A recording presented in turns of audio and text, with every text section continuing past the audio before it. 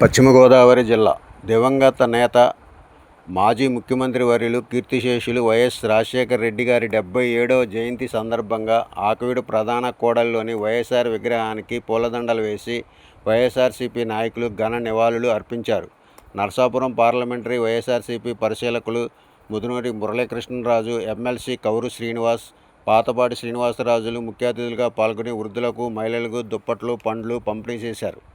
ఈ కార్యక్రమంలో Akividu municipal chairperson Jami Haimavathi, మండల అధ్యక్షులు నంద్యాల లక్ష్మీ సీతారామయ్య, పట్టణ అధ్యక్షులు అంబటి రమేష్, జడ్పీటీసీ ఎండగంటి శ్రీను, ఎంపీపీ కటారి జయలక్ష్మి, మాజీ MC chairman Sheikh Hussain, municipal chairpersons Puppala Pandu, Vanga జోష్నాదేవి, Padala Srinivasa Reddy, బొక్కా శ్రీనివాసరావు, జోగి నాగరాజు, దొడ్డి జగదీషు, గుండా సుందరరామనాయుడు, గాలి సామ్రాజ్యం, ఎండి మస్తాన్ వలి, కొండేటి శివకుమార్, బడుగు బాలాజీ, రణస్థల మహంకాళి తదితర ఉండి, కాళ్ళ, పాలకోడేరు వైఎస్ఆర్సీపీ నాయకులు పాల్గొన్నారు.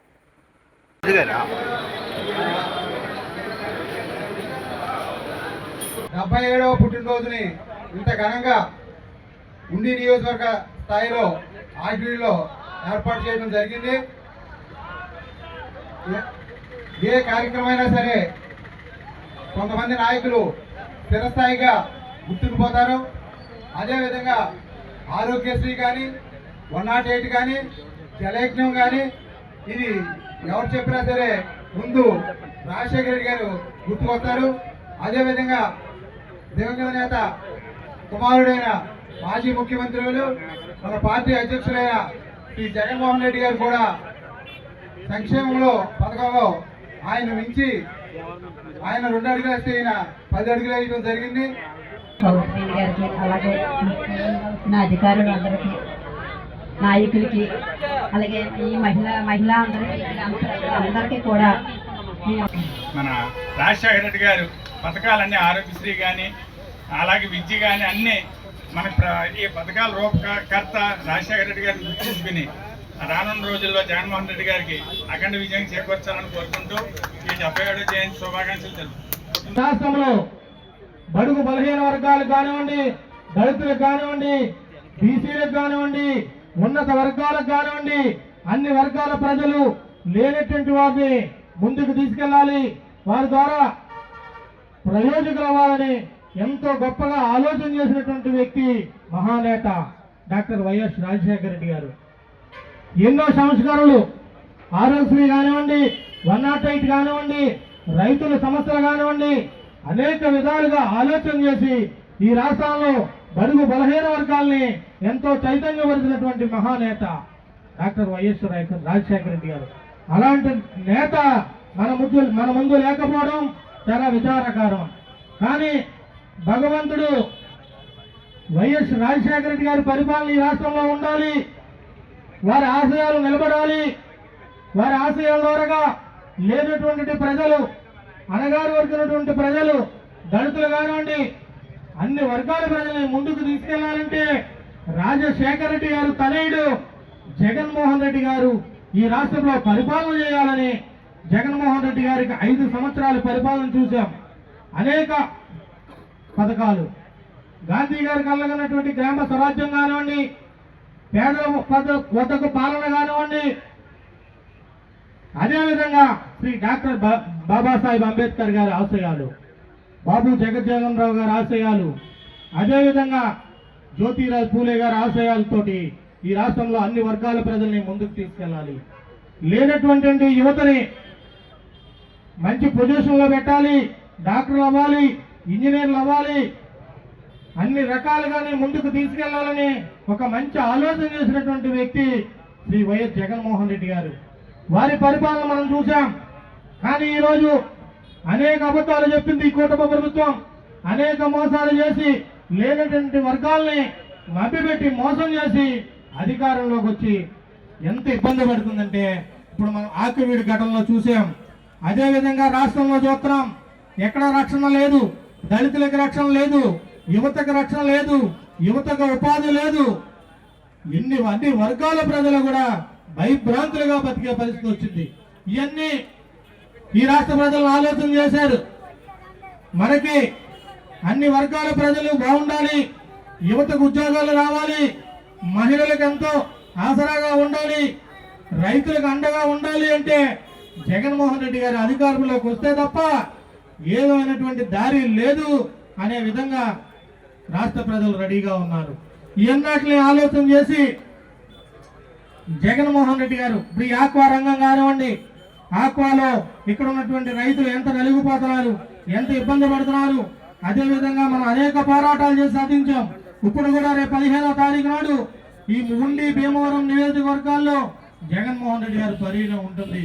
రైతులకు అండగా నిలబడే పరిస్థితి ఉంటుందని కూడా మీ అందరికీ తెలియజేస్తా ఉన్నాం. రాజశేఖర రెడ్డి గారి ఆశయాలు నిలబడాలన్నా, రాజశేఖర రెడ్డి గారి ఆలోచనలు ముందుకు తీసుకెళ్లాలన్నా కూడా జగన్మోహన్ రెడ్డి గారితోనే సాధ్యమని మీ అందరికీ మనవి చేస్తా ఉన్నాం. కూటమి ప్రభుత్వం ఎన్ని ఇబ్బందులు పెట్టినా ఈ ఉండి నియోజకవర్గంలో శాంతియుతమైనటువంటి నియోజకవర్గం, ఎక్కడా గొడవలు లేనటువంటి నియోజకవర్గం. కానీ గత 2 సంవత్సరాలు బట్టి చూస్తున్నాం, ఎంతో ఇబ్బందులతోటి, ఎంతో భయభ్రాంతులతోటి ఇక్కడ ఉండి నియోజకవర్గ ప్రజలు బతికే పరిస్థితి ఉంది. ఇవన్నీ తొందరలోనే ఒక 2 సంవత్సరాలు అయింది, ఇంకొక 2 సంవత్సరాలు ఓపు గడితే జగన్మోహన్ రెడ్డి గారు అధికారంలోకి వస్తారు. ఉండి నియోజకవర్గాన్ని అన్ని విధాలుగా కూడా పివిఎల్ గారి నాయకత్వంలో ముందుకు తీసుకెళ్లే పరిస్థితి ఉంటుందని కూడా మీ అందరికీ మనవి చేస్తా ఉన్నాం.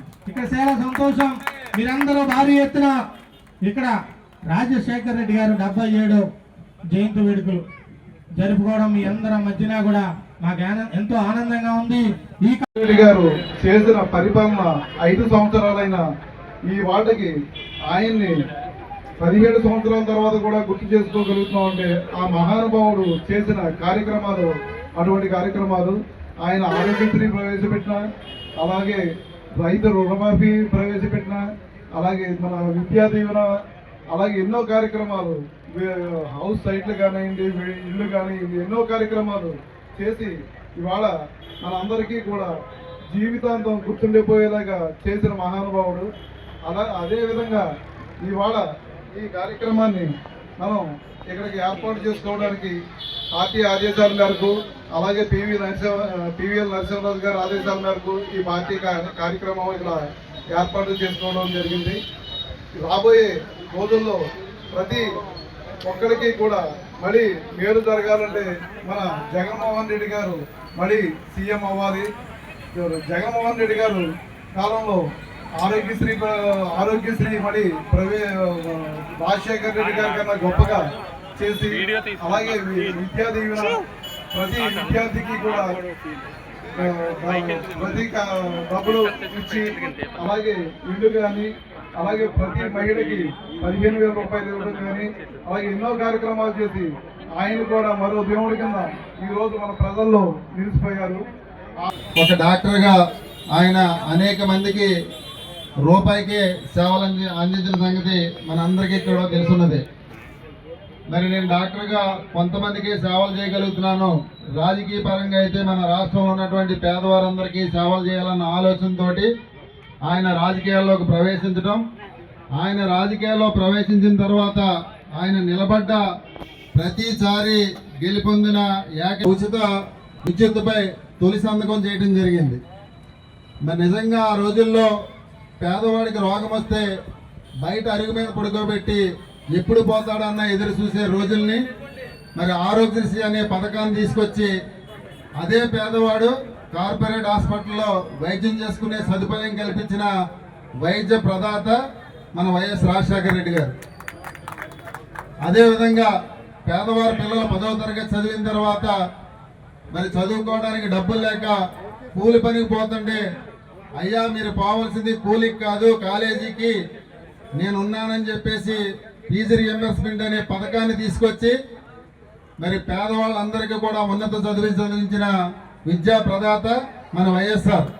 నిజంగా ఈరోజు ఆయన ఆ ఫీజు రియంబర్స్మెంట్ పథకం తీసుకురావడం వల్ల మరి కొంతమంది డాక్టర్లుగా, ఇంజనీర్లుగా, లాయర్లుగా మరి ఇతర దేశాల్లో ఈరోజు చాలామంది ఉద్యోగాలు చేస్తున్నారంటే మరి వైఎస్ రాజశేఖర రెడ్డి గారు పెట్టిన భిక్షే.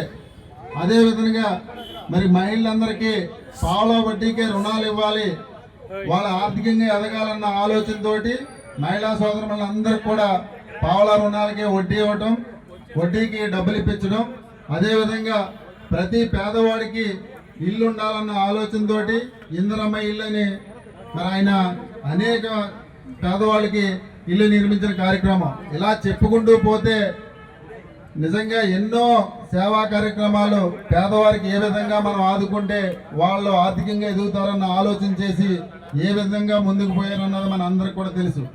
కానీ రెండవసారి ముఖ్యమంత్రి అయిన తర్వాత మరి 10 నెలల కాలంలోనే మన అందరి దురదృష్టం మరి యాక్సిడెంట్లుగా ఆయన చనిపోవడం జరిగింది. నిజంగా ఆయన చనిపోయిన తర్వాత ఈ రాష్ట్రంలో ఉన్నటువంటి ప్రజలందరూ కూడా ఎంత బాధపడ్డారన్నది మన అందరికీ కూడా తెలుసు. ఎందుకంటే ఈ భూమి మీద చాలా మంది పుడుతూ ఉంటారు, చనిపోతూ ఉంటారు. చనిపోయిన తర్వాత కూడా కొన్ని లక్షల మంది గుండెల్లో జీవిస్తున్న ఏకైక వ్యక్తి దివంగత నేత వైఎస్ రాజశేఖర రెడ్డి గారు.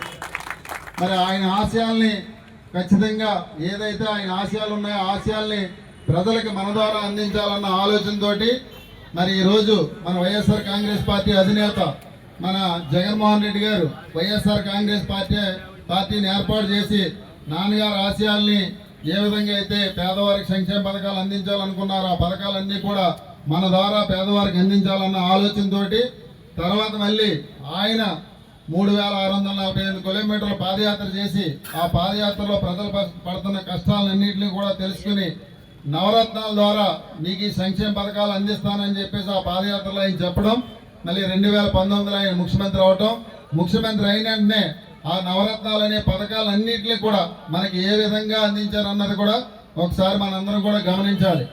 ఏ ఒక్కరు కూడా మరి ఎండి ఆఫీస్కో ఎంఆర్ ఆఫీస్కి వెళ్ళి ఇబ్బంది పడకూడదని ప్రతి గ్రామంలో కూడా గ్రామ సచివాలయాలు ఏర్పాటు చేసి ఆ సచివాలయాల్లో మరి మనకు సంబంధించిన మరి అందరినీ కూడా ఉద్యోగస్తులందరినీ కూడా అక్కడ ఏర్పాటు చేయటం. అదేవిధంగా ముసలివారు ఉన్నారంటే పెన్షన్ తీసుకోవాలంటే పోస్ట్ ఆఫీస్కో పంచాయతీకి వెళ్ళి వాళ్ళు పెన్షన్ తీసుకోవాలంటే వాళ్ళ నానా ఇబ్బందులు పడి చాలా మంది చనిపోయిన పరిస్థితులు ఉన్నాయి. వారికి ఇలా కాదని చెప్పేసి వాలంటరీ వ్యవస్థను తీసుకొచ్చి మీ ఇంటికే వచ్చి పెన్షన్ ఇచ్చే కార్యక్రమాన్ని ఏ విధంగా చేశారన్నది కూడా మీరందరూ కూడా ఒకసారి ఆలోచన చేయండి. జగన్మోహన్ రెడ్డి గారు ఉండగా పరిపాలన ఎలా ఉంది, మరి తర్వాత మరి ఈ చంద్రబాబు నాయుడు కూటమి ప్రభుత్వం వచ్చిన తర్వాత మరి ఎన్నికల ముందు మాయమాటలు చెప్పి నీకు అభిస్తాం ఇస్తాం జగన్మోహన్ రెడ్డి గారు చెప్పిన ఏ ఒక్క పథకాన్ని కూడా తీయమని చెప్పేసి ఈ 2.5 సంవత్సరాల్లో వీళ్ళు చేస్తున్న పాలన ఎలా ఉందన్నది దయచేసి గమనించండి.